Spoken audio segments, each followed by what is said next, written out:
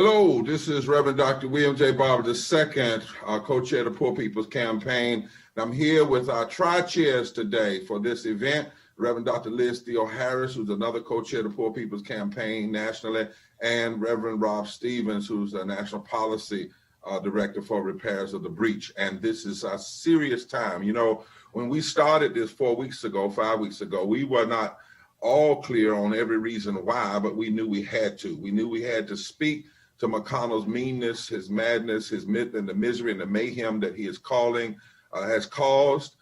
We've had hundreds of thousands of people to join on every Monday. People have called, shut down phone lines, made it clear. And that was about just the stimulus package because of what McConnell was trying to do in terms of wanting more tax cuts and wanting money for a fighter plane and wanting more money for his corporate greedy friends rather than standing right and doing right by the poorest people. And so Kentucky's Poor People's Campaign said, let's do a weekly call-in, New Jack City twist with an old style sit-in concept. And we've done it, and you all have been fabulous. But now where we are, in addition to it, and not separate from or disconnected to, but now we have this issue of the Supreme Court seat and the passing of Ruth Bader Ginsburg. And we want to take a minute and just remember her and honor her. But the best way you can honor her is remember that Ruth Bader Ginsburg would come out of chemotherapy and go right back to the courts. Her husband died, and she went right back to the courts to deal with cases because she understood something that she had in a placard over her desk, and that is, you shall pursue justice. That's what she saw every morning when she went into her office. You shall pursue justice. It's a direct command from God in the book of Deuteronomy. And now here we are. And I want you to hear this very clearly. McConnell will not vote on a stimulus plan to save lives. Think about that now. Will not vote on a stimulus plan to save lives. Will not vote to guarantee people health care and living wages and protection of their water and their mortgages. Will not vote. He said he wasn't going to vote unless he could guarantee that his corporate friends didn't have to face liability, legal liability for not treating people right. He wasn't going to vote till he got billions of more dollars to tax cuts and a multi-billion-dollar airplane. He will not vote on a stimulus to save lives. But before our sister is buried, and even resting in her grave, he announced that he wants to vote on the Supreme Court seat. That ought to piss you off. And I say that in the most spiritual terms. It ought to give us the kind of righteous indignation. It was bad enough. We ought to be righteously moved. We were already bothered. And don't tell me not to be angry. We're going to be angry and not sin not. We're not angry in terms of mad where we're going to hurt somebody, do somebody. But there ought to be an eternal anger, an eternal discontent with greed and with injustice. You're not going to vote on a stimulus plan to help people live, and then before somebody can even bear it, while they're even being talked about, before their family can cry, you announce that you are so committed to greed, you want to fill their seat. You want to fill their seat. And on filling, and we know that he has a history of filling the seat with federal judges and justices that are predisposed to vote against poor people, and vote against civil rights, and vote against voting rights, and vote against women's rights. Don't limit Ruth Bader Ginsburg's history to just women's rights, as powerful as that is. She stood against corporate greed. McConnell stands for corporate greed. She stood against Citizens United. McConnell stands for Citizens United. She stood for health care. They stand against health care. She stood for voting rights. They stand against voting rights. And now they want to fill somebody in that seat that's predisposed to vote against all of the things that poor people and low-wealth people need in this society to be able to fight for the survival and the soul of this democracy. My friends, we have a pandemic of coronavirus, but that ain't what McConnell is infected with. That's not what he and his cronies and Trump are infected with, even though Trump this morning said, I'm going to appoint a woman. But you know, like I know, that black people learn, you can appoint a black man But that doesn't mean he's going to stand up for voting rights and against racism. You got to check the record, not just the skin color. And you got to check the record, not just the gender. But McConnell is infected with the pandemic and the ongoing virus of greed, a lust for power, meanness. He's a mean old man, mean. Racism, and he's infected with lies. How do we know? Because time and time again, he and Trump and others have been tested. They've been tested by the decisions they have to make, and every time they get tested, they come up positive. Positive that they are infected by greed, infected by the pandemic of the lust for power and racism and lies and pure meanness, political meanness and manipulation. And my brothers and sisters all over the country, we are the only vaccine that saved this nation. Our truth, our voices, our refusing to be silent, our votes, our commitment, our protest is the only vaccine that can save this country. And don't forget, we have power. We have power to lay out this vaccine. It's already been purchased. It's already been developed. It was purchased by the blood of the martyrs. It's already been written into law in the 15th Amendment, the right to vote. Remember, 63 million poor and low-wealth people had the right to vote in 2016. 34 million didn't, but 29 million did. And we know in 15 states, if poor and low-wealth people just vote. They don't have to register. Many are already registered. Between 1 and 19%, we can fundamentally change the election. Don't forget that Trump won by about 80-some thousand votes in 3 states across the top of the country. And in those same states, 2.1 million poor and low-wealth people were eligible to vote. And many of them didn't vote. And some of them didn't vote because nobody talks to them. But now poor and low-wealth people decided, you may not talk to us, but we're going to talk to this nation. We're going to change the narrative. We're going to build power. Let me tell you something as we begin today, this very serious day. And I want all of those at the place when you honking, don't be smiling. Let them know you're frustrated, you're upset. This ain't no laughing time. It ain't no joy. This is serious business. We need to be mourning, but it's not the kind of mourning where you go somewhere in a corner and bend up and you can't move. It's the kind of mourning where the Bible says, blessed are they that mourn, i.e. blessed are they that care so deeply that they fight back. Blessed are those that mourn. Blessed are those that walk humbly with God, not merely sit humbly before God, but walk humbly with God, i.e. if God is on the battlefield for justice, then you walk humbly with God on the battlefield with justice. If God is on the battlefield for love, then you get on that battlefield and walk humbly with God and be amazed at what God can do and how God can take little and make much. That's the season we're in. And so we call on you to be very serious, to register your discontent. Those of you today that are in those caravans, move. Those of you not in the caravans, call all over the country. And we're already going to be thinking about next Monday, even on Yom Kippur, we need to be sounding the shofar during the middle of the day. And we might be in the cause of justice. We're thinking about it, having it where we have gatherings in other states where senators are vulnerable, where they can stop this foolishness. And we may even have a line of clergy all the way down Constitutional Place, Liz, me and you and others lined up. But the one thing we're not going to do is be silent. And the other thing we're not going to do is put our light under bushel, because that's not what the Lord told us. The Lord has told us to shine our light. We're in the midst of darkness, but remember, my brothers and sisters, it is often against the gross backdrop of darkness that God does some of God's greatest work through his people to become lights. And I tell you today, Liz, McConnell and Trump must pay for even suggesting doing this. You see, even if they don't do it, we now know what's in their heart. A lot of times you don't get to know what's in people's heart because you really don't know what's in their heart till they put it on paper, till they say it. Now we know what's in their heart. Trump has even said he wants to do this so he can have somebody on the court in case the election gets thrown.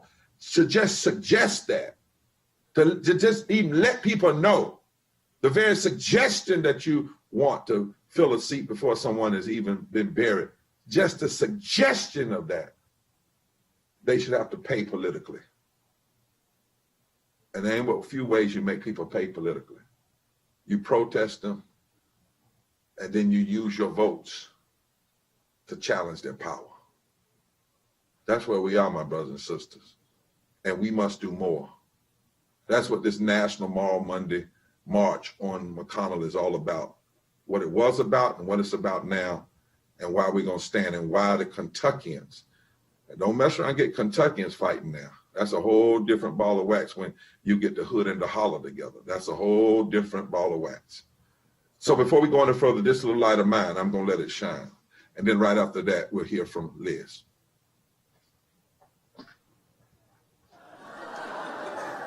This little light of mine.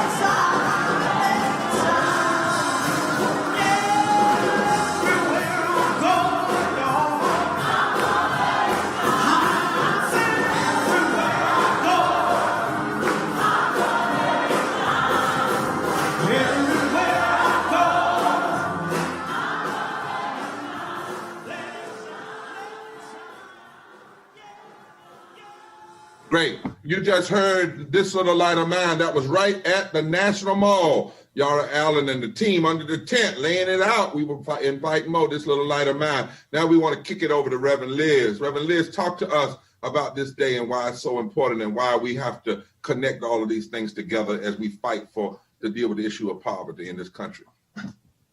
Well, thanks so much, Reverend Barber, and to everyone that's joining us for this Moral Monday March on McConnell. We are so pleased to be here together, making sure that our voices are heard and our lives matter.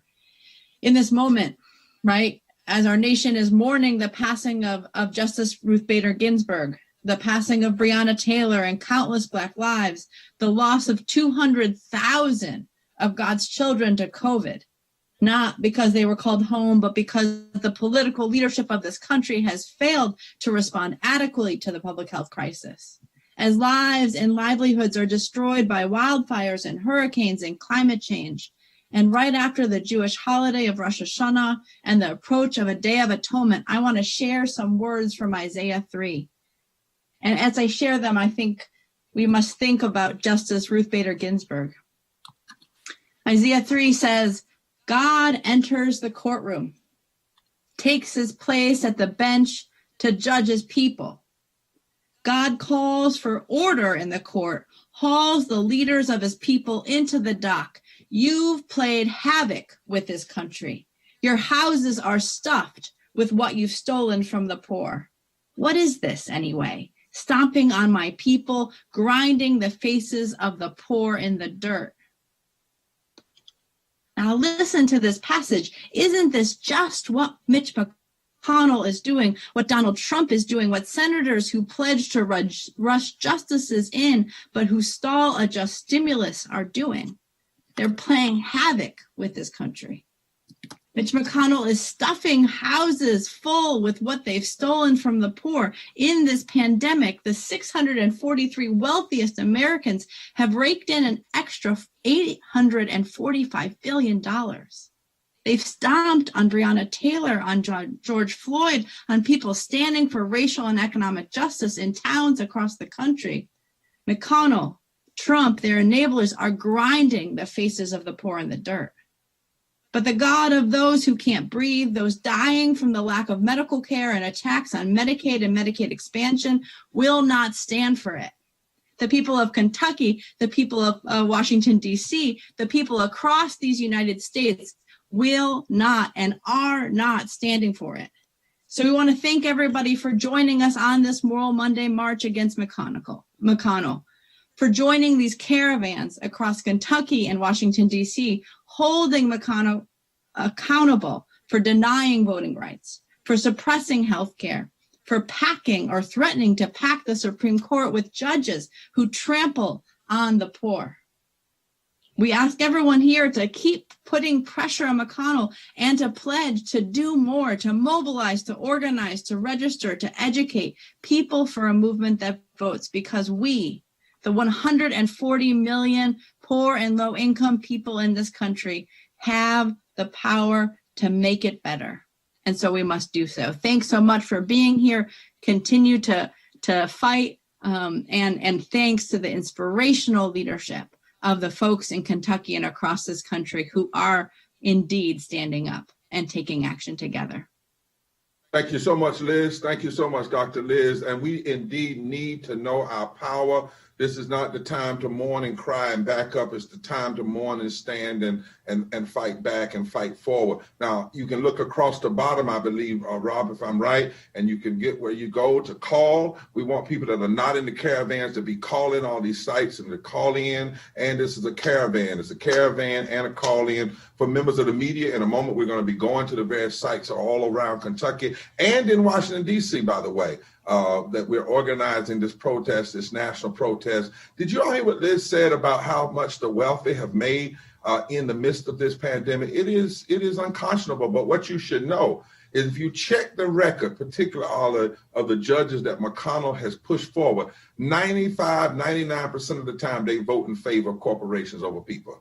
They vote literally against voting rights. They vote in favor of corporations over people, and they vote against health care. These are the things we must keep in mind. It's not just about an appointment. It is about an attempt to literally hijack the executive branch of government, the legislative branch of government, and the judicial branch of government, and put it in the hands of those that would lean in and lean to a more authoritarian, undemocratic form of government. This is serious business, you all. It's as serious as what Liz said. The prophet said. It's as serious as what Frederick Douglass said in 1857 when he faced a similar situation. And he said, this must embolden our agitation. It cannot serve for us to sit down and whine. We must look at the world that can be, not what this craziness is saying, but we can have a just system. We can have a system where corporations are not giving more power over people. We can have a system of healthcare and full voting rights. And we can do it if we fight, and if we fight for the kind of judicial system, the kind of presidency, and the kind of legislative body that will push for that. And it begins with our protests in the streets and our votes in the suite.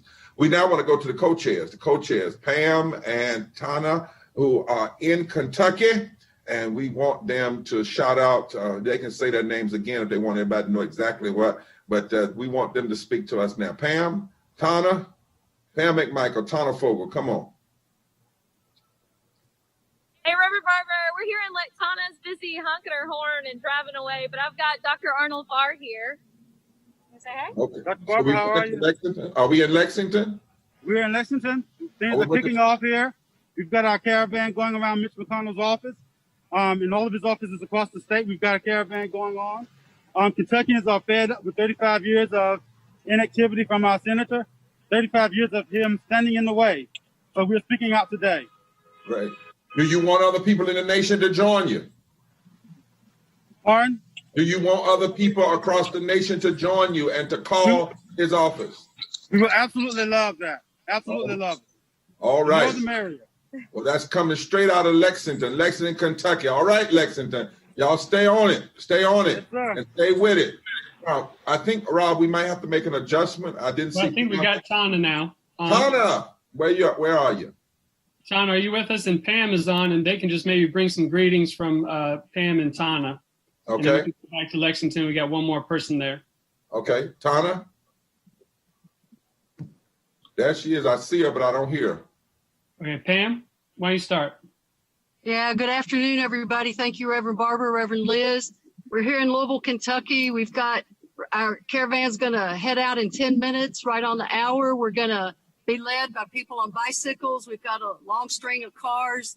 We've got the press out, and we are just thrilled to be joined by people across the country and all across the state in D.C. and across the state to bring this pressure on such a hypocrite who uses and misuses and abuses his power to push legislation that hurts Kentuckians and to stop legislation that helps us. So we're glad to be part of this car caravan. It gives us hope because we know forward together, not one step back, that together we can accomplish great things. So we appreciate people calling into his office. We're going to keep the pressure on. And this is about what kind of world we want to live in, and he does not represent it. That's exactly right, Pam. Thank you for keeping the pressure on. Thank you for what you do. And again, all over the country, you can't be in the caravan, you can be on the call. If you can't be in the caravan, you can be on the call. Remember, we do it New Jack City way. This is an old-timey sit-in, old-timey caravan, but we're using this new technology to do it. Tana, do I see your face? Do I hear your voice? All right. Yeah, we might have to come back, Tana. You might need to call in or get in a place with a better connection. But we do have Reverend L. Clark Williams, who's in Lexington. Reverend Williams, I know you're a preacher, man, and you know preachers, that this is the time for prophets and preachers to stand up. This is the time we speak out and be clear. Talk to us, Doc, all across the nation from Kentucky. We are here in Lexington. We're doing work across the entire state, connecting with folks from the pulpit, yes, but we're also beginning to engage clergy around taking to the street, giving folks the information that's necessary for us to vote. What Mitch McConnell and those like him are doing is they are spreading fear, seeking to spread division. And they do not. We're a state in Kentucky, this Commonwealth, our motto is united we stand, divided we fall. And certainly we know where that even comes from. With Christ even saying a house divided against itself cannot stand. But Mitch McConnell and those like him, that's what they deal in. That's what they market. That's what they sell, because they do not have anything worthwhile to offer to us as the people of the Commonwealth. We are efforting with some of our messages even now. There are 38 counties or 78 counties in Appalachia. Appalachia is a 13-state region. There are 78 counties in Appalachia that are currently considered in economic distress. And Mitch McConnell, for all of his supposed leadership in Kentucky and with all his power, 38 of the 78 counties in Appalachia that are in economic distress are right here in the Commonwealth of Kentucky. And Reverend Williams, that's actually according to the government number. The truth of the matter is they're more than that because I agree with that as well. Right, so let's not even use his number. Oh my God! Yeah, that's so just. It's even, I agree. There's even worse than the official stated number. Yeah, absolutely. So, in the poor people's can we use the numbers that have to do with the supplemental and those who make less than a living wage, and that means actually almost half of all Kentuckians are poor and low wealth. And you're right, he doesn't focus on that. Now they are unified, but they just unified for wrong. You know, a mob can be unified. Certainly. Yeah, there's some unification there, but they want to divide folks around all these various lines so we can't unite for good. That's right. Well, Doc, we thank you so much for coming on, and we know that you're right. I heard you say you're getting the preachers together, not in the pulpit, but in the pulpit and also in the street. So it sounds like I think they got some horn blockers because my horn has stopped on my car. Yeah, hold on, Tana. We'll get you. Hold on. So so it sounds like that y'all getting ready to follow Jesus if you're getting ready to go in the street. Because when I read the Bible, that's where he spent most of his time. So, Reverend, thank you so much for Lexington. Keep up the fight. Keep up the fight. All folk all over the country. You need to join Reverend Williams and everybody else in PPC. Call McConnell's office today. We're thinking about next Monday doing something a little broader with the other senators and also being in D.C. But today, the focus is singularly on Mitch McConnell. But why? Because he's the leader. Why? Because the rules of the Senate give the leader so much power that the leader can determine what bill comes to the floor, what bill never comes to the floor. He can determine whether a nominee comes to the floor or whether not. And most of the time, they only bring it to the floor when he already knows he has the vote, so that he knows that it doesn't matter what the debate is, the deal is already done. We've got to stop it before it ever happens. He'll vote. He wants to vote on the replacement, won't vote on the stimulus. That's wrong in every way. Thank you, Reverend Williams. Thank you so much from Lexington. Let me go over to my dear sister from Tana before she just rocks the house right by herself. She said they got some horn blockers, but she got through somehow. Come on, Tana, talk to us. Hey, Reverend Barber. It's Reverend Barber. Can you hear me? It's about 100 cars, 100 plus cars out here. We are going around in a circle. We thought the police was going to stop us because they came to block one side of the driveway, but we moved right on past them. So she finally moved over and parked a parking space, and we are going around in the circle blowing and screaming. But I don't know what happened to my 2020 Kia. My horn does not work. All right. Powerful out here. Well, that's all right, Tana. You got a horn the Lord gave you. Call your mouth and your voice, and you know how to use it well. And let me tell you something. Long as y'all on the street and there ain't no sign that say it's one way, as long as you driving the right way, keep right on driving. There's no law against driving. There's no law against blowing. And there sure not is a law against protest. If anything, there is a law that says we have the right to protest, freedom of speech, and to assemble. Reverend Liz, what you think about these folk all over the state? Look at these beautiful people everywhere across the state in huge numbers saying, McConnell, you're not right. McConnell, you're not right. That's right. The policies you're pushing forward. Check this out. Can y'all see it? We got it. We got it. We see it. We have the right to assemble. We have the right to assemble. This is private property.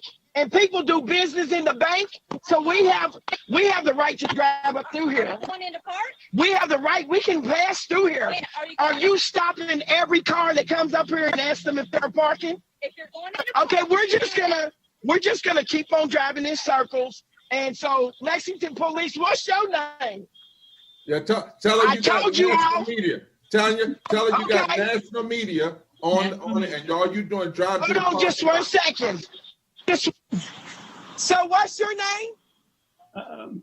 So do we want to go up to Fort Wright up the street? They got it. Honda's got it. Let's go up to Fort Wright and come back. Fort Wright. Where are you at? Where are you, Fort Wright? We want to hear from you. We have Sister Serena from Fort Wright who's showing us right now the big sign. Is that my nun fellow, my Catholic nun friend? How many cars do you think we got? About 30 cars? Or he's saying 25. Serena, talk to us. Hello from the Kentucky Poor People's Campaign. We're representing Northern Kentucky, and we're so grateful to be here. We have folks that showed up for Kentucky.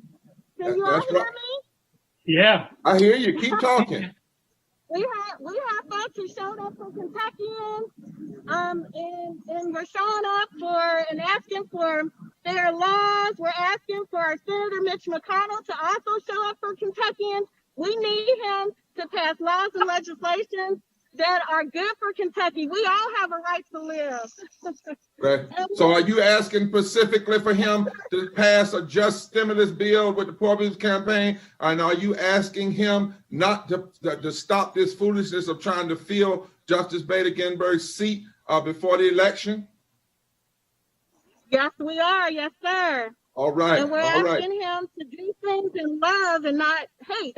That's right. Well, let me ask you one thing. Are you demanding it? Because, you know, you got a right, both biblically, I know we Southerners, but you got a right to demand justice and not just request it, but demand it. Is that right?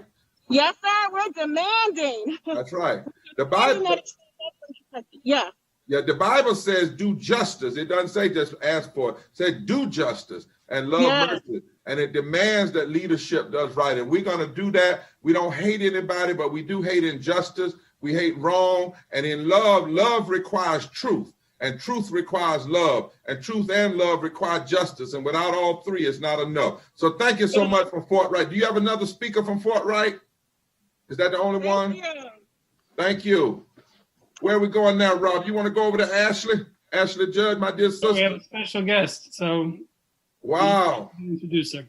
Well, Miss Ashley Judd, who's got all those roots in Kentucky and people from Kentucky, and you all know the Judd family, their deep history in country music, but also Ashley's roots in activism and being an actor. We want to hear from her. Are we hearing by face and by voice or just by voice? There she is. Did I mean? You see her.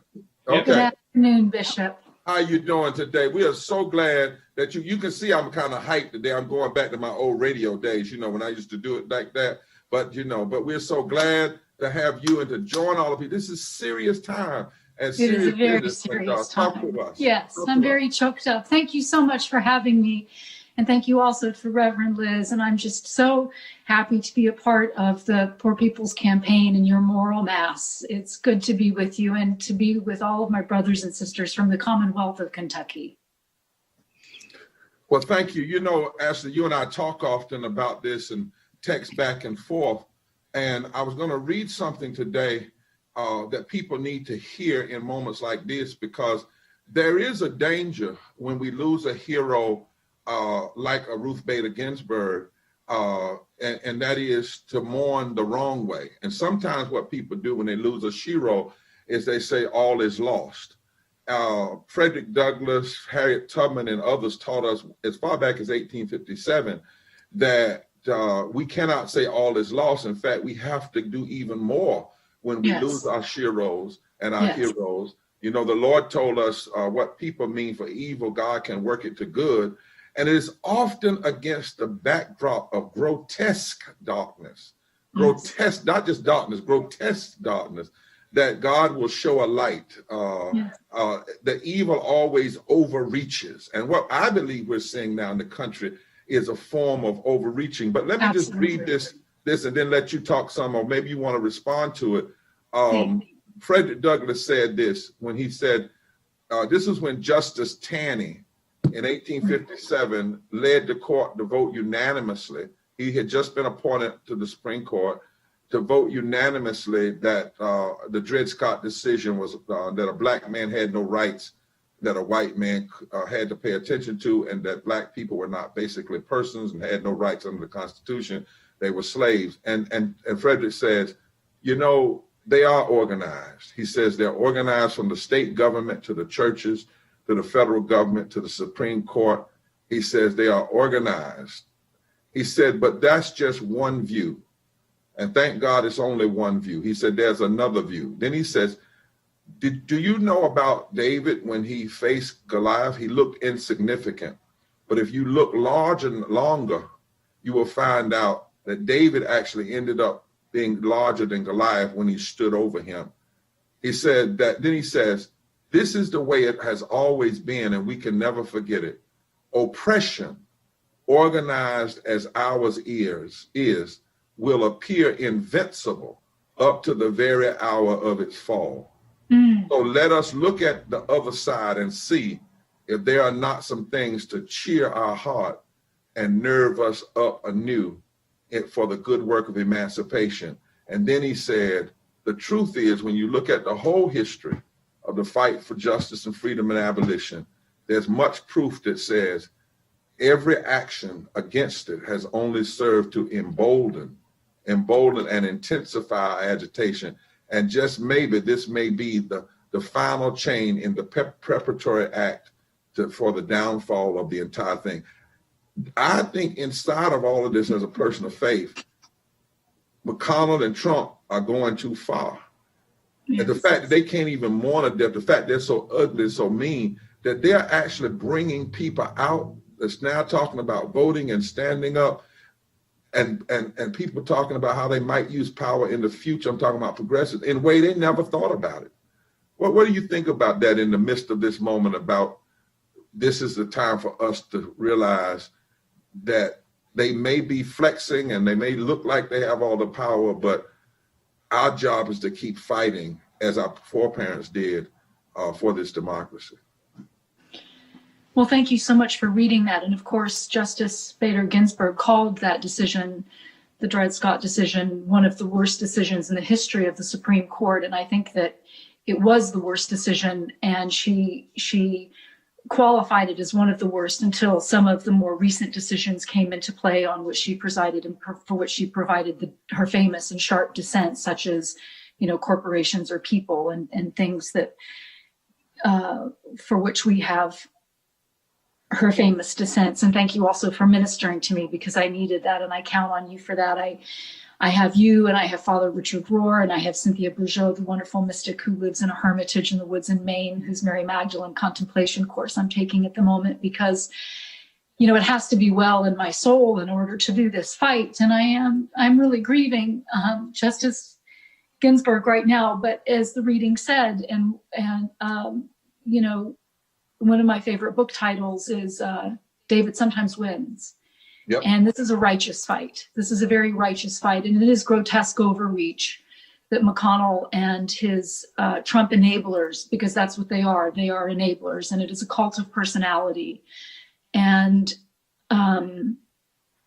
the determination and the grit and the resolve that is being tapped into like a taproot of a mighty tree is going to help lift us, as the motto that you have here at the Poor People's Campaign, voting is our power unleashed, is going to help make a powerful turnout in early voting and absentee voting and on election day, the 3rd of November. And folks will vote their best interests. They will be more informed. They will vote for the candidates who understand that violence is poverty in this, that poverty is violence in this country. And I have personal and historic acquaintance with poverty. My grandmommy was born on Black Log Holler in Eastern Kentucky in Martin County, on a front porch where President Johnson declared the war on county. That was the war on poverty that was in Martin County. And her parents couldn't afford to feed her when she was a teenager. And she was sent over to Berea, Kentucky to live with the family who helped look after her for a period of time during her adolescent years. And I'm well familiar with the SNAP program, because there were occasions when I was growing up when my mother needed to call on food stamps to make sure that my sister and I had enough nutrition. And, you talk about the M's when it comes to McConnell, the misery and the meanness and the mayhem that he unleashes. 4 out of 5 people who receive that supplemental nutrition assistance are children and the elderly and the disabled and folks who are ill. And to suggest that we need to cut SNAP by 30% is savagery, and it's barbaric. And in the country with the most abundance in the history of our world, it's just cognitive dissonance. And that's why I'm proud to be with you and the Poor People's Campaign. And, Kentucky does not fare well in the national statistics for poverty. We rank 4th. And we also have what is ranked in a Gallup poll, the unhappiest county in the country. And it happens to be the highest coal producing county in the country. And I'm very happy that you include ecological devastation in the pillars of your demands. And so we have a big fight on our hands, but it's a righteous fight. And I'm really glad to be with you on it. And, I'm so proud for the people who are caravanning and who are choking up those phone lines today. And, we absolutely will put principles over personalities and hold Mitch McConnell accountable. Well, Ashley, I love something you said. It's a righteous fight, because my grandmother used to say, in a righteous fight, you can cry and shout at the same time. Absolutely. Absolutely. And grieving is holy. Grieving is holy. It's very holy. It's very holy. Very holy. because it shows us where our values are, and it shows us where caring comes from. And there's a wonderful Buddhist meditation teacher and Dharma, the wisdom talks that she gives, Tara Brock, because I believe in interfaith dialogue and interfaith spirituality. That's right. She talks a lot about, this process of rain, which I need, because, so first of all, I recognize that I'm agitated, and then I allow myself to be agitated, because what I resist in an emotional state persists, and then I interrogate it. And what I always get down to is that my values are being confronted and they're being challenged. And it comes down to, the grief and the sadness and the suffering. And that goes, oh, it's my empathy. It's my empathy. And it's my care and concern for my suffering brothers and sisters, for the poverty that I see and the suffering and the folks living in their cars, and the 14% of folks at the end of August who were just polled in the Truth Out article who were not able to consistently feed their children last week, and 80% of folks whose wages have stagnated since the 1970s, and the 32 million people without health care, and the fact that, everyone in my family has a pre-existing condition, and the Affordable Care Act is up for a vote in front of the Supreme Court when they next go back into session. And the fact that we have pay inequality in this country, and to disaggregate that data by color, and it's Black women, it's Latinx women, it's Hispanic women, it's our Native American sisters, And it doesn't have, and the part of the mourning is that we mourn that it doesn't have to be, it's rooted in lies and mythology. When we look at what McConnell is doing, I was telling someone the other day as we wrap up to go to the next city. Yes, of course. That oftentimes does not come out. They will use Roe v. Wade as the basis for why they're appointing these judges. Interestingly enough, even when they have a majority, they don't touch Roe v. Wade, but they always bring it up, because first of all, they shouldn't be dealing with that woman's right to body choice and all, but what they cover up by doing that too, and why we have to unpack, is that the cover up is they're also appointing judges that 99% of the time vote for corporations.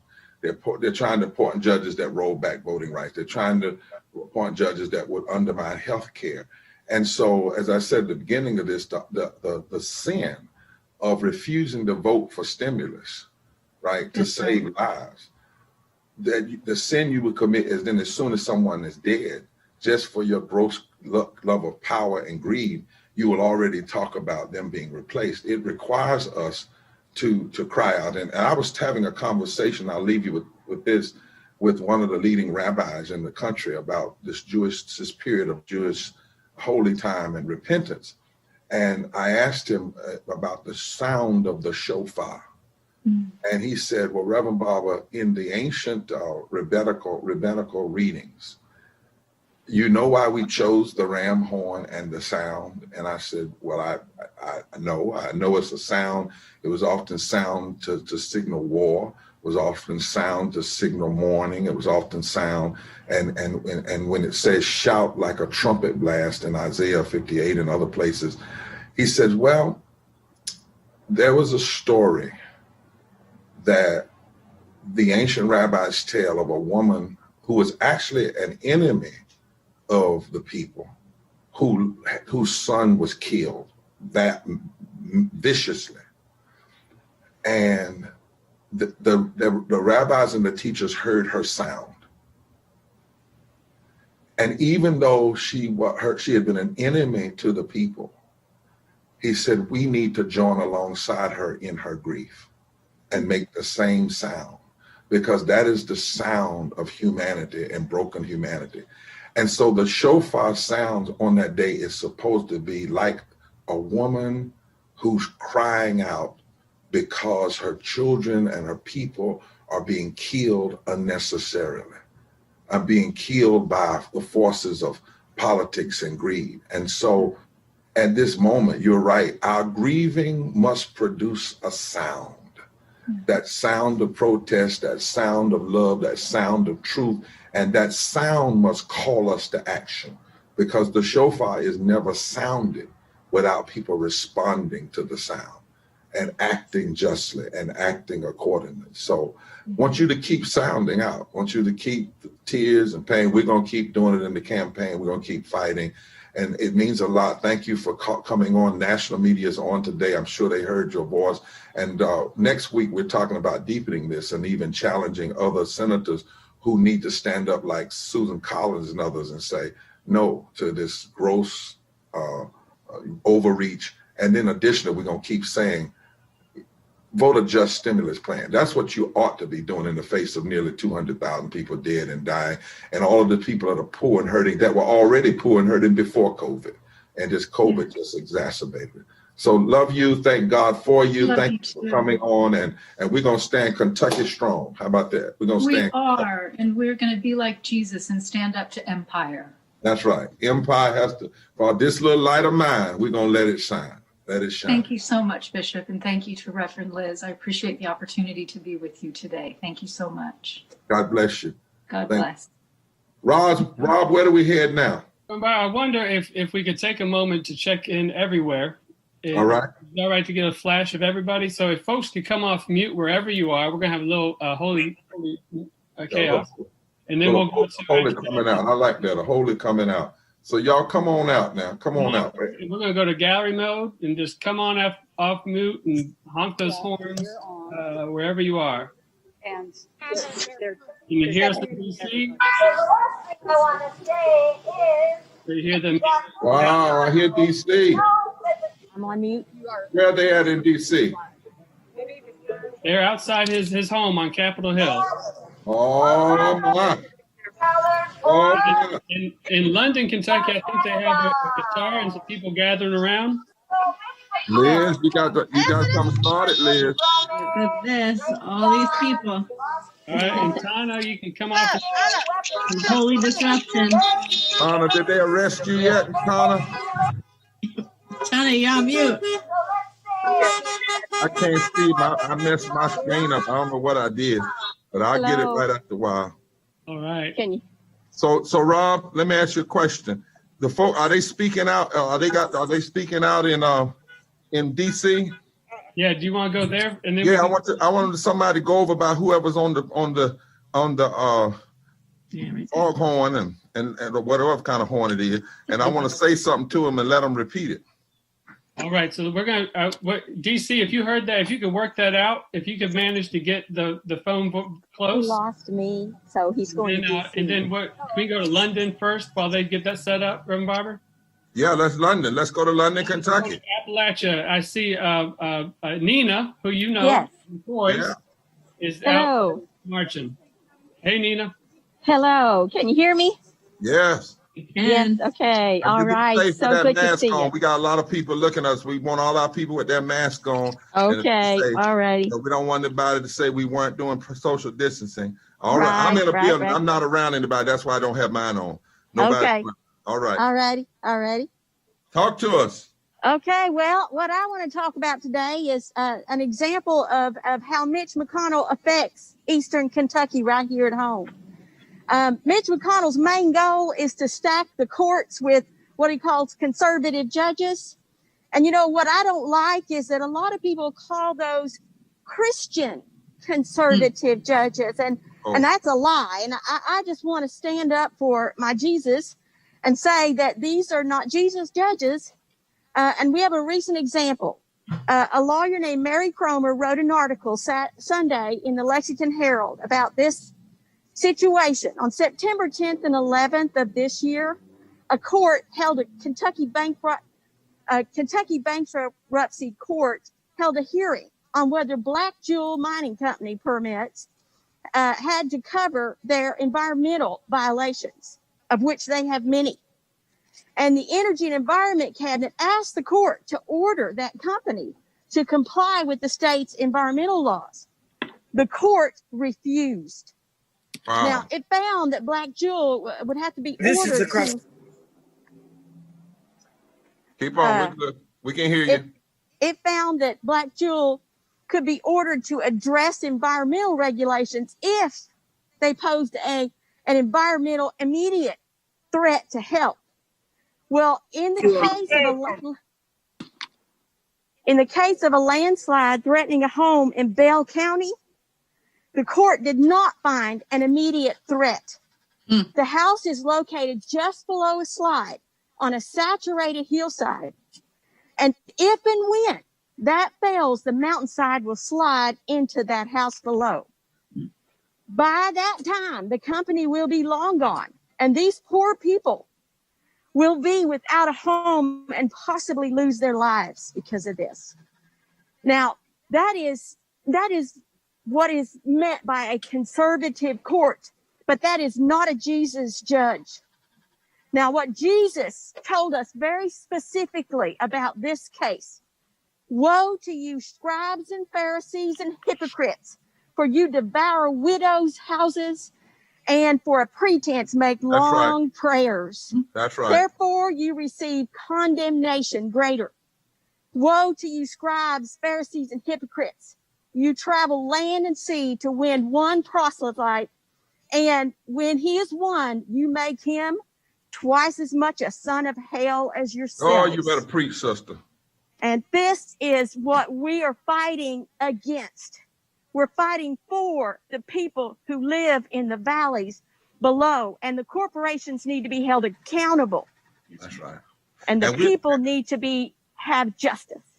That's right, my son. And we understand the connectedness between this judge appointment, because as we've been telling the media and others on, these appointments, like trying to fill Ruth Bader Ginsburg, if you go underneath who they've even suggested, I've seen this list of judges, check how they vote for corporations rather than the people. Check how they vote against voting rights. Liz read that powerful piece from Isaiah 3.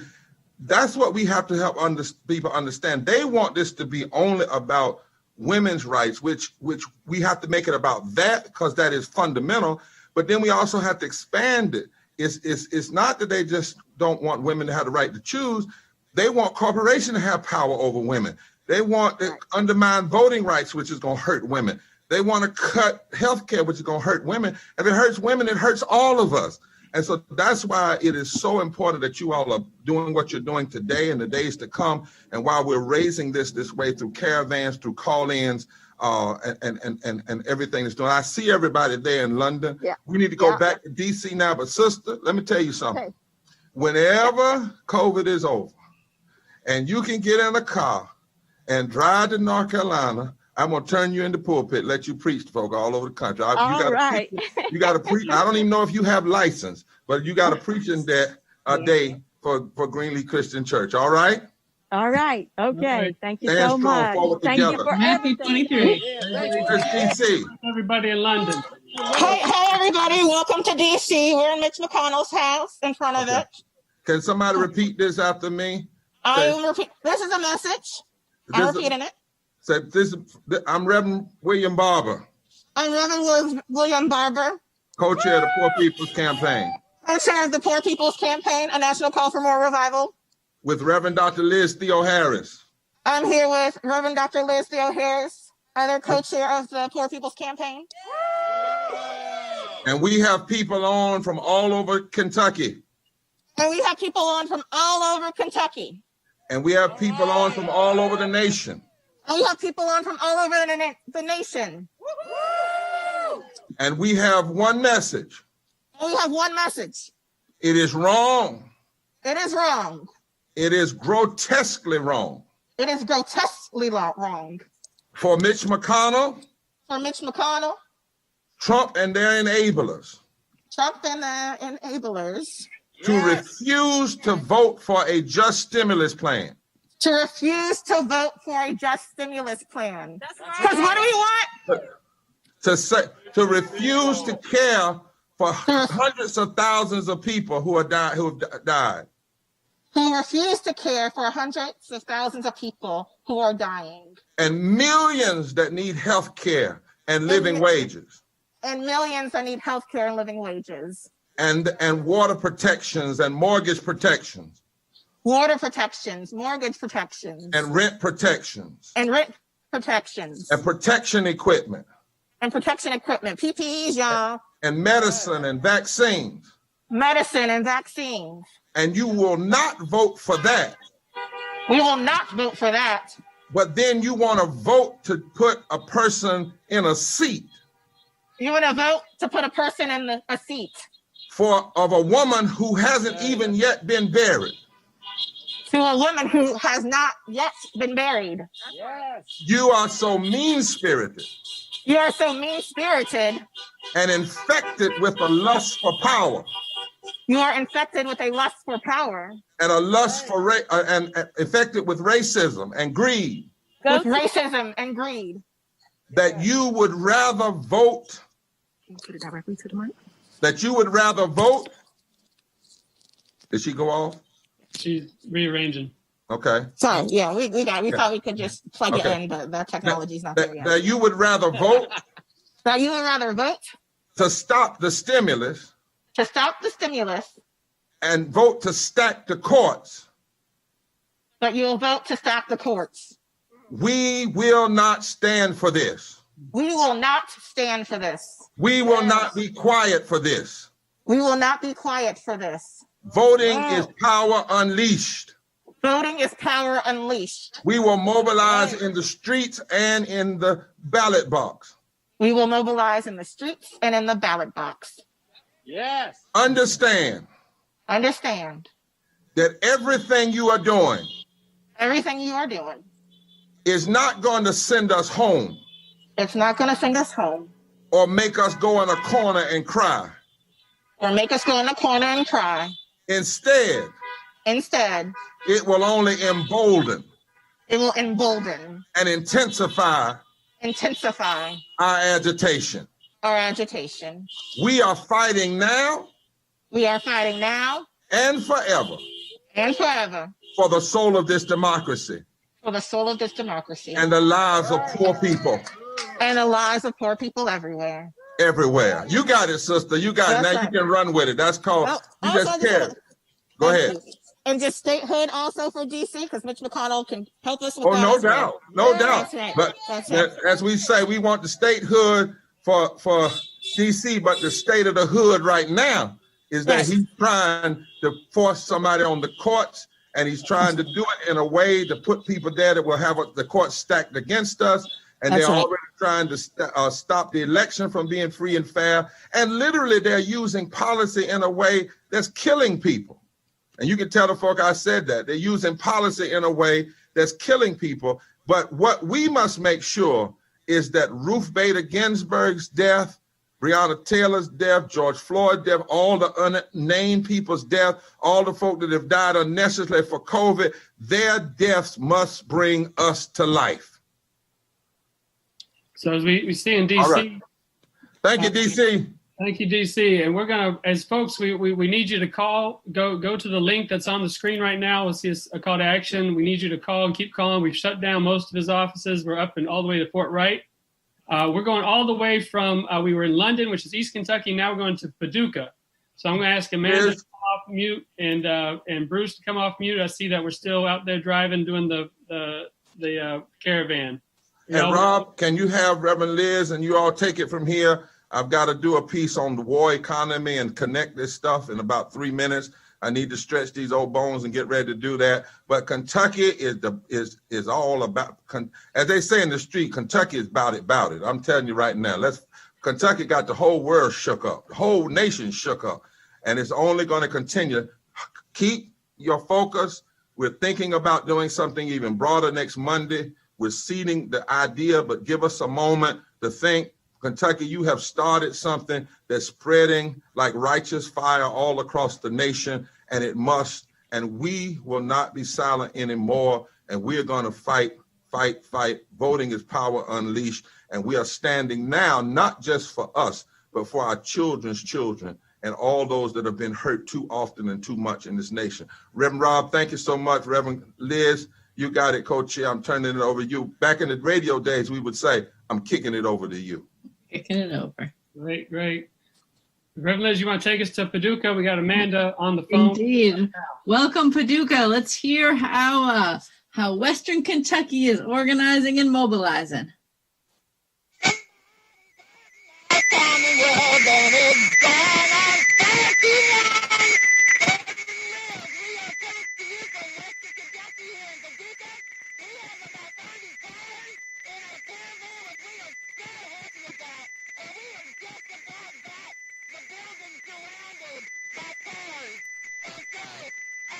It's a little bit hard to hear you, Amanda, but we hear that there's 35 folks in the caravan, and somebody's been hurting our people, and that is powerful.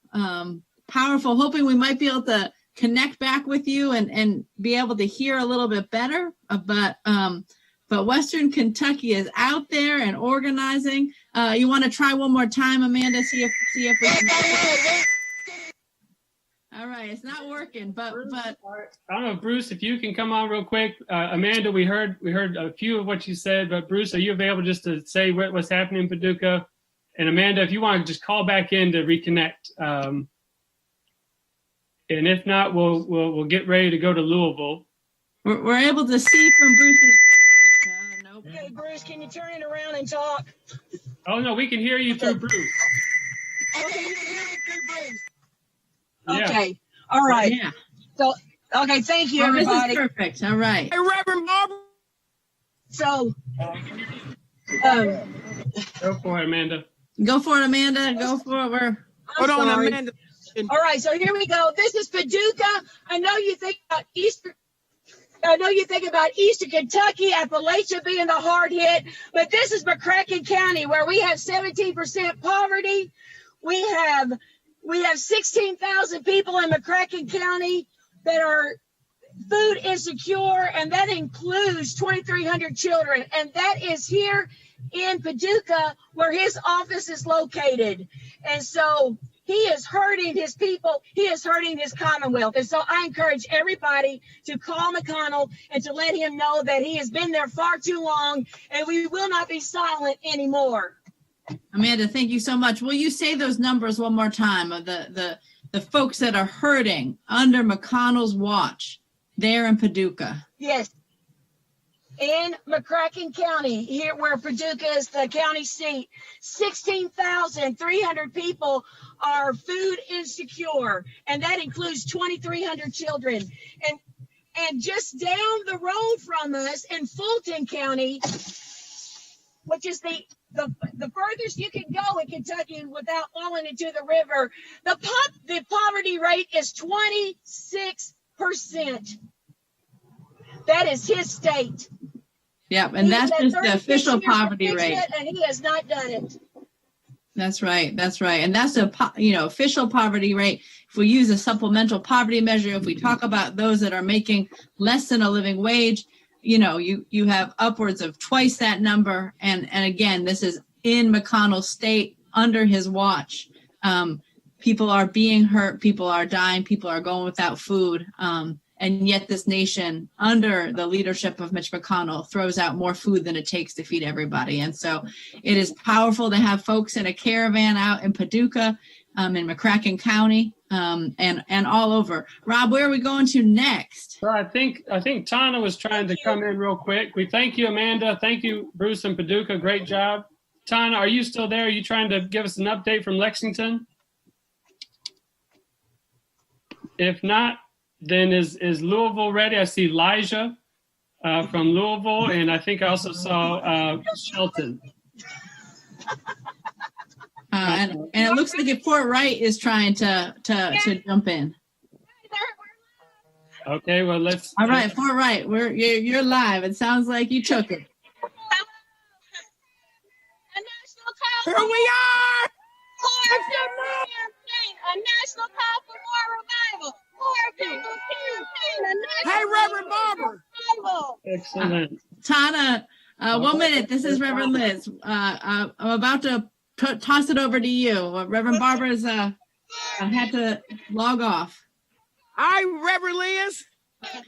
Let me know. Just point to me. Okay. You're on, Tana. It's all you now. Lexington, we will persist forward together, not one step back. Here we are. We have been making some noise.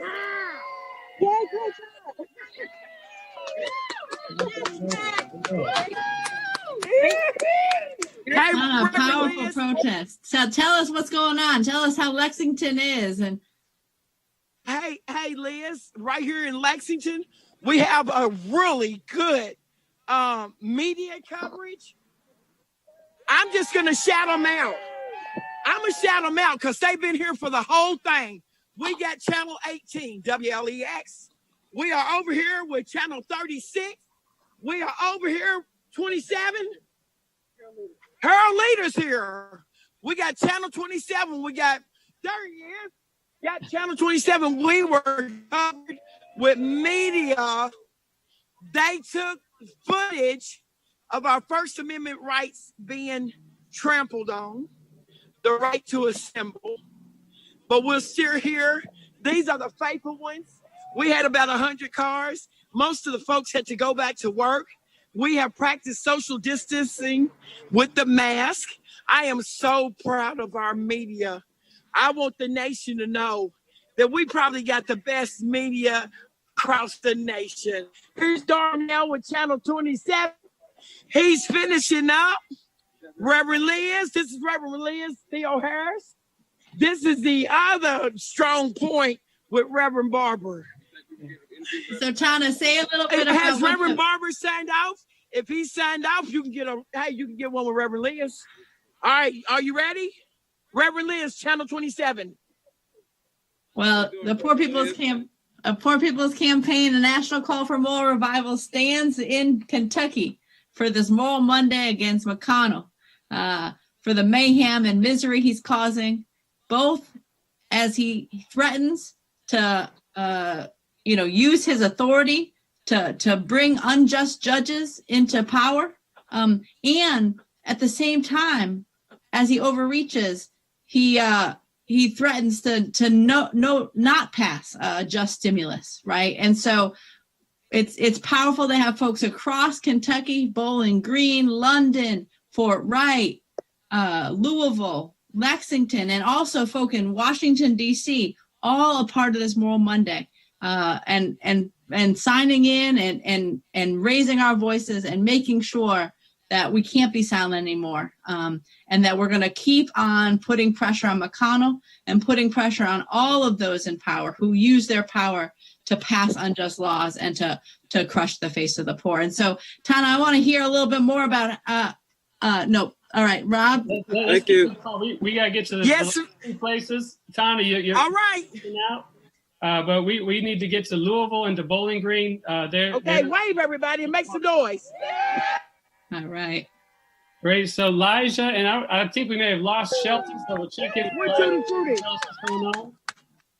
Okay, but do we have Elijah? Yep. Yeah, hello. Elijah in Louisville. Hey, you all. We're here from Louisville, Kentucky. You just barely missed the caravan, but I just got word that we had about 50 cars here in Louisville, Kentucky, and we had all the major news stations out. You can see some of us are still here by the side of the road, back in the side full of just stimulus now. I'm here with my friend Pam McMichael, who's helped with the Poor People's Campaign in Kentucky. And yeah, we're in Louisville, where there's been over 100 days of continuous protest after the murder of Breonna Taylor. And we're still waiting for any justice to come down. And there has been no justice here in Louisville, Kentucky. So over 100 days of continuous protests, and we're still out here. Well, we appreciate the protest. We surely in these times need to stand up and be heard. And we know that protest works, right? When we make the connections between racism and poverty, ecological devastation, militarism, and this moral narrative that blames and pits each other against each other, we're able to organize and mobilize. So, Elijah, it's powerful to see what's going on in Louisville and to hear about the caravan. We appreciate the work that y'all are doing. Continue to organize in Louisville and across Kentucky. Thank you. We appreciate you too. Is Shelton there or no? He's not with me, but he might be on the call. Okay. Shelton, is that you there? Or is that Vernon? I can't tell. Yeah, it's not telling me. All right. All right, can you hear me now? Yes. Yeah, I'm here. All right, so tell us what's going on in Bowling Green. Well, we're looking at it. We've got a small crowd, but a strong crowd. We're here. Yeah, we've made a few rounds. Got a few people standing on. If you can see what's behind me. Now we can. And what are you all calling for in Bowling Green?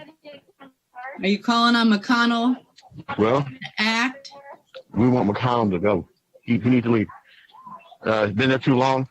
He don't stand for none of the policies that basically the people of the United States stand for or asking for. None of the laws, none of the bills that have been brought to the floor has he brought to the floor, that unless it done him some type of good or does the presidency some type of good. So it's time for him to go. He's been there too long.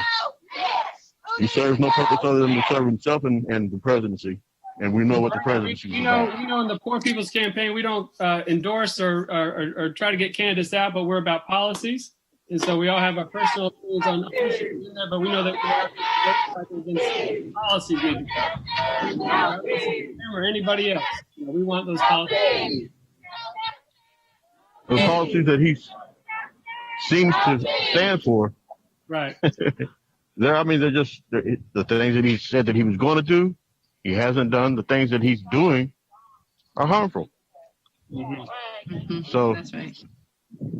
And do you have a message to McConnell around the stimulus and around these judges? Are you there in Bowling Green asking McConnell to pass the just stimulus?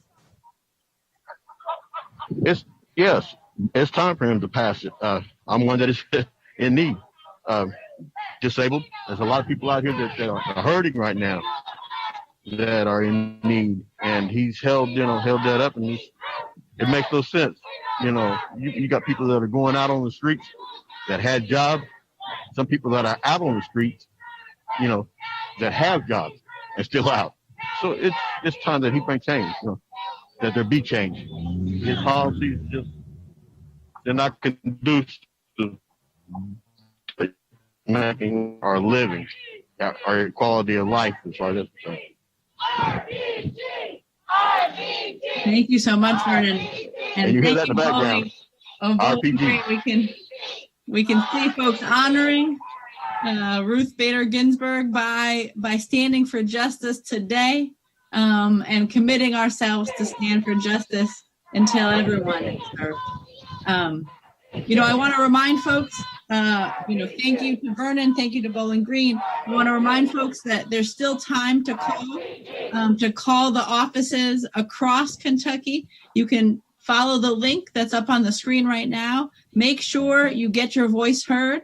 And if you get through, you tell them about, we need a just stimulus package. You tell them about, we don't want a confirmation of judges before even Ruth Bader Ginsburg's family is able to mourn.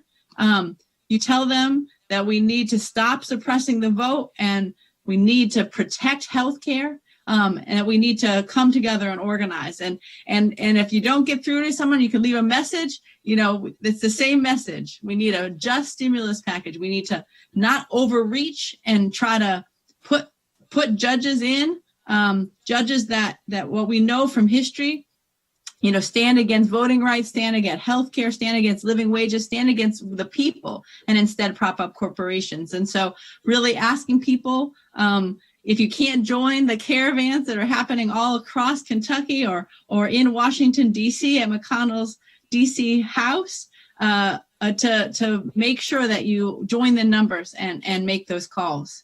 So, Rob, wondering if there's other folks we should be reporting in on.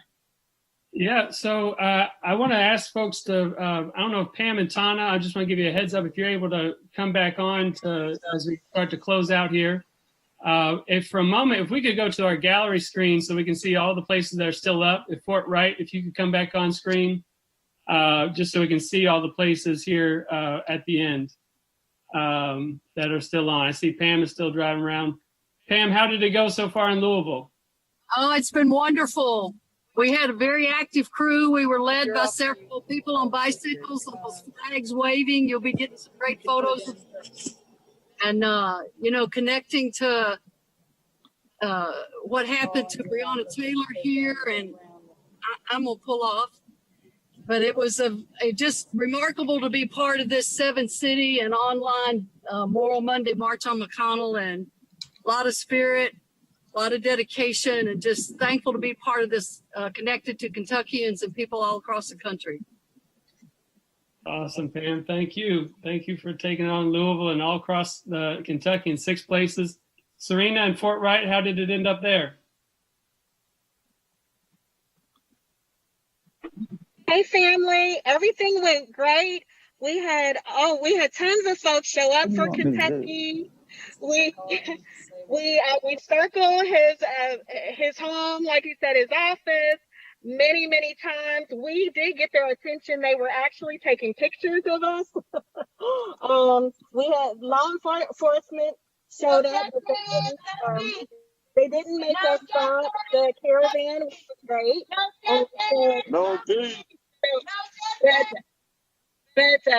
But everything worked out well. We had folks who are really, showing up for Kentucky, and we appreciate you. And we are demanding that our Senator Mitch McConnell also shows up for Kentucky and for Kentuckians and keep us safe. We all have the right to live, and we ask him to pass legislations and laws in love, and not mayhem, misery, and meanness, but in love. Great, thank you, Serena. Let's go see. I think they might have something for us in London. If you want to unmute in London, Lisa. I don't know if you got Randy there.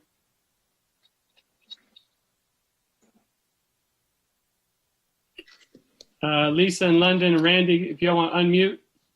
Oh, there you go. I think you got it. Okay. Can you hear me there? Hello? Yeah, we hear you. You can hear me? Yep, you sound good. All right. We had a lot of people here in London. McConnell has an office here. And we had some speeches and singing. And a good group. They're coming back in from the route here. So it was good. I wonder if I could say a few words here. They asked me to make a few comments. Is that okay, or is that what do you need there? That's right. Please. What? Hello? Yes, let's hear it. Okay. I just wanted to quote McConnell, March 16th, 2016. He says, "It is important for the Senate to give the people a voice in the filling of this vacancy. By waiting until the next president takes office, the American people may elect a president who decides to nominate Mr. Gardner or Senate consideration. The next president may also nominate someone very different. Either way, our view is this: give the people a voice." That was McConnell in 2016. He's not a man of his word. He trashed his own word there. March 16th, 2016. Give the people a voice in filling this vacancy. No, he wasn't a man of word. He don't care. He doesn't care for people. We think it's important, the principle in the middle of the presidential year, that the American people need to weigh in. That's McConnell. That's what he says. He just says anything at an opportune moment. That's the kind of man we got in office here. That's right. The Senate will appropriately revisit the matter after the American people finish speaking in November. The decision that they're stated in the meeting today. That's McConnell in 2016. Just tear it up. He doesn't mean what he says. He's an opportunist, just like the president is. It's called Machiavelli. I looked it up since college 50 years ago. What does Machiavelli mean? Cunning, scheming, unscrupulous, especially in politics. McConnell, Machiavelli McConnell, the Grim Reaper. He doesn't care about people. He doesn't care what he says. He will do what it is to take power. That's his thing. We have another one at the president. He is an egomaniac, bumbling idiot. He cares about his ego. That's all he cares. He doesn't care for you. He cares about himself. But McConnell is different. He's cool. calculating, cunning, scheming, unscrupulous. That's how he's kept power. We need to think about that when it comes about the election time. I'd like to also say if the people of Eastern Kentucky had a big flood, their houses were threatened or flooded, can you imagine a leader coming and throwing paper towels at them and saying you're a burden to our economy? Yeah, that's what he did in Puerto Rico, and now they're going to throw money at him. They don't care. They don't care for people. They care for power. Yeah. Well, look at that closely. Eastern Kentuckians who vote, look at it closely. Do they really care for people? Hey, it doesn't make you. They call people a socialist. They may call people liberal. There's a boogeyman. That's all they're making up, these boogeyman things. All right. I wouldn't be afraid of people who are socialist or liberal. I'd be afraid of somebody who didn't care about me. And they don't care about people. Now, we got somebody, a governor, who does care. He cares about the people getting aid they need. He cares about restoring health benefits for African Americans. But these guys that are in the power now, they don't care for you, Eastern Kentucky. They care about keeping power. That's as far as they go. From McConnell. So you think about that in the future, they don't care. We need people who really care, who show that they really care for us. That's right. That's all I got to say. Take it back we appreciate you being here with us. You appreciate everybody in London and Eastern Kentucky. And when we hear those words from 2016 about who the people make the voices of the people heard, well, that's what's happening across Kentucky today. That's what's been happening for years across Kentucky, and it's going to keep on happening. I know that there's powerful protests still happening in DC, still happening across Kentucky, but I want us to wrap up. Let folks be able to keep on protesting. I'm hoping we might be able to get one more group shot so that those that are still, you can see what's going on.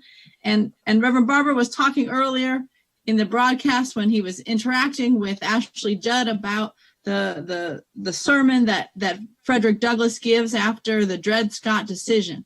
And I was thinking about that sermon, about how he says the ballot box is desecrated, God's law set at naught, armed legislators stalk the halls of Congress, freedom of speech is being beaten down by the Senate. But again, he reminds us that our agitation must be emboldened. And that is indeed what's happening across Kentucky, happening across the country today, with this Moral Monday, with the long protest movements for racial and economic justice that are happening all over. And the people of Kentucky are being heard. So I want to see if our sister Pam McMichael or Tana Fogel from Kentucky, one of the chairs of the Work in Kentucky Poor People's Campaign, want to close us out. As we know that we must go forward together and not one step back. Pam, I see you. Do you or Tana, you're ready.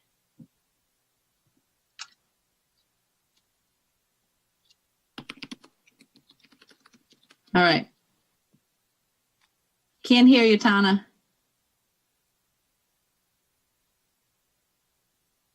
I can see you. I can see your lovely face, but I can't hear Tana. Wondering if we should just go to Pam and Pam will close us out, and everybody should tune in next week for the Moral Monday that we have planned. But Pam, will you send us on our way as we continue to decide to make calls to McConnell's offices? We've filled up a lot of mailboxes today, but we might have one more to fill up, and we need to keep on calling in case they open up those lines. So Pam, if you'd send us on our way. Just mad love and gratitude. There's so much hope and coming together in action, and thankful to everybody who was part of this, honored to be part of it across the state and with folks in DC. People keep calling, keep putting the pressure on. It matters. we can build the kind of world and society we want to live in. We need each other to do it, and we can do it. So mad love and appreciation. Everybody take care of yourself and your communities and your families, and see you next Monday. Well, we heard it from Pam. Thanks so much. Rob, you got any last instructions for all of us? Yeah, we can. Everyone can come off. They're silent, so you can make some noise. Zilla and Amanda and Sana, if you can make some noise too. This has been an amazing day. What you see online has been just a snippet of, all together, probably over 1,000 people that have participated in these different locations doing these caravans. We thank you, Alexa. We get to see your face now. Thanks for driving us around Bowling Green and showing us the rallies there, and to Serena and Port Wright, covering the whole state.